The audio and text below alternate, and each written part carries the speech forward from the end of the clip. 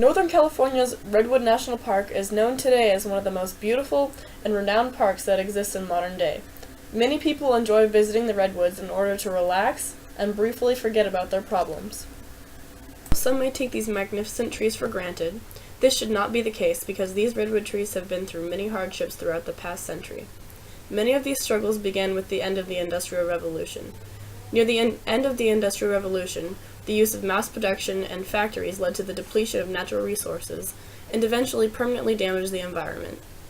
The main reason for this depletion was due to excessive deforestation. Much of this deforestation occurred in Northern California.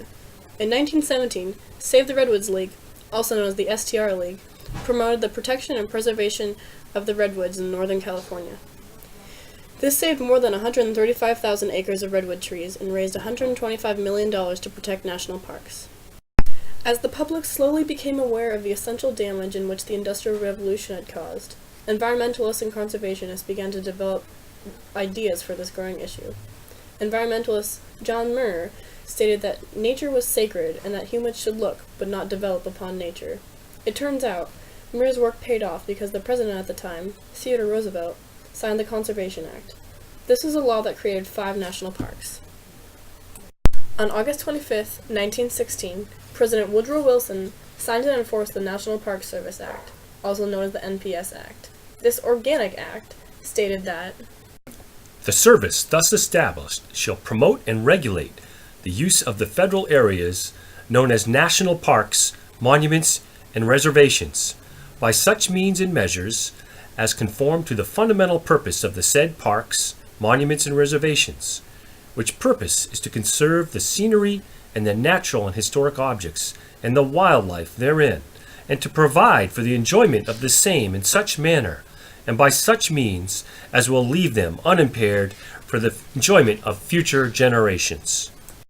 A lot of these places were in do-or-die situations. By the time the preservationist effort prevails, some 93% of the redwood forest had been lost. I said to myself, I will start a campaign immediately to make a public park of this place. In 1917, Stephen Mather was appointed as the first director of the National Park Service. Mather's first assignment as head of NPS was to persuade 3 accomplished naturalists to investigate the redwood forests of Northern California. He believed that magnificent scenery should be considered first in establishing a national park, and made efforts to have new parks established before the lands were developed for other purposes. As Assistant Secretary of Interior and head of National Park Service, Mather did his best to manage the parks. Mather also promoted the creation of the National Park-to-Park Highway. With this, he believed that once the public had visited the parks, they would become full supporters of the so-called agency, and therefore would need a road in order to revisit the parks. Due to the effects of the Industrial Revolution, logging had become a booming industry. In 1850, the start of widespread coastal logging was introduced to the industry. In 1879, the Timber and Stone Act was signed by Congress. This act authorized thousands of acres of redwood timberland to be sold to private parties. Due to Mather's idea of building roads to the national parks, an increasing number of urbanized areas began to intrude upon the coast of Northern California's redwood trees, although no park had been formed in that area at that time. As urbanization increased, the Redwood Highway opened up its area to logging. These ancient redwood trees became threatened as excessive logging began to diminish their population.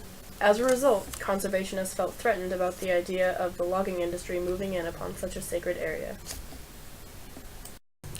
Throughout his career, Stephen Mather influenced many people who felt the responsibility to protect the wilderness. Among these people were conservationists Madison Grant of the New York Zoological Society, John C. Merriam of the Berkeley University of California, and Henry Fairfield Osborn of the American Museum of Natural History. To conduct a study, John C. Merriam began to compare Northern California's forest to other healthier forests such as Big Basin Redwood State Park in Santa Cruz. He noticed that the redwoods in Northern California were much healthier than others, due to excessive logging and an increase in urbanization. Together, the 3 conservationists decided to embark on an expedition to the redwoods. That night in the redwoods, they were astounded by the fact that such great beauty actually existed. They felt the need to only speak in whispers.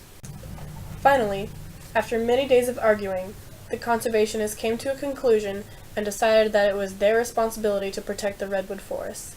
They felt that it was a necessity for future generations to experience such natural beauty. Later the next day, a meeting was held in secrecy. They felt the need to do this in order to protect themselves from harm. This was because conservationists and naturalists were not yet looked at positively by the public eye. The main reason was because the public was not yet educated enough about environmental issues to have a proper understanding. After their secret meeting, the conservationists decided that it was their responsibility to save the North Coast California redwood forest. Each conservationist felt personally driven because each member had witnessed logging devastation along the Redwood Highway. Each member donated $100 towards funding for a national park. This became known as the Save the Redwoods League, which advocated for environmental rights and protected the redwoods.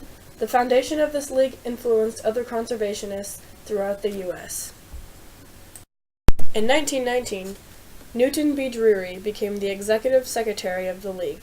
During this time, he guided the league into rapid growth and recognition. Later on, he became the head director of the National Park Service. His devotion to conservation protected the national park resources from being exploited during World War II. Although the foundation of the STR League altered the course of history, it does not protect the redwoods forever. Many of the redwood lands that are already protected by these laws in national parks also face threats in modern day. An example of this can be seen from devastating budget cuts due to the shutdown of the government. These budget cuts ultimately lead to national park shutdowns. However, in the end, over 60% of the redwoods in California's state redwood parks have been protected by this organization. Humboldt Redwoods State Park and Redwood National Park have benefited greatly due to the responsibility conservationists assumed during the 19th and 20th century while advocating for environmental rights.